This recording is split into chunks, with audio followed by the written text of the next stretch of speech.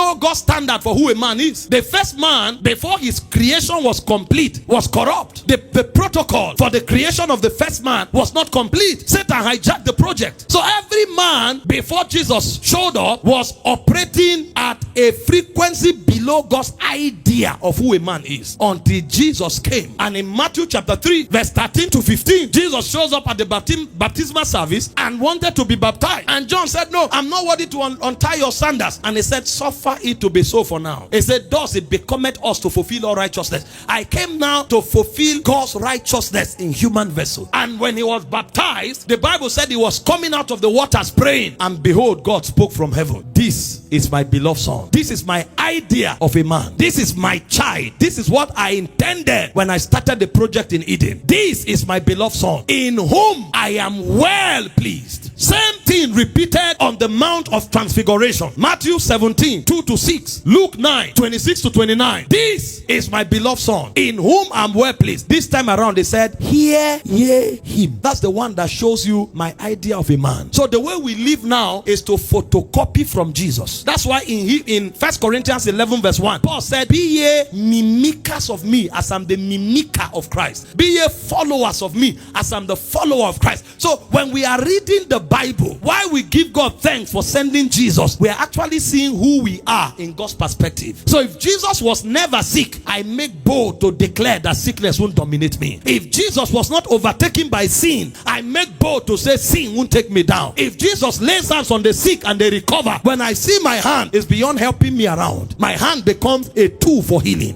When I see Jesus stand and the heavens follow him, the heavens open over him, I make bold to say my own heavens too are open. Anything I see in Christ, I mimic, I practice, I manifest. He has become my definition of who a man is. That's why he came. Abraham did well, but it's not good enough. Moses did well, but it's not good enough. Paul did well, but it's not good enough. The standard remains Christ. That's why I said, as we look upon him, we are transfigured. We all with unveiled face, beholding us in the glass. 2 Corinthians 3:18. We are metamorphosed. There is a transfiguration that takes place when we behold Christ. Transfiguration. We are changed into that image that we have seen, from glory to glory. So anyone I'm not yet demonstrating, I will yet demonstrate, because it's what? From glory to glory. He came to show me God's idea of a man. That's why he came.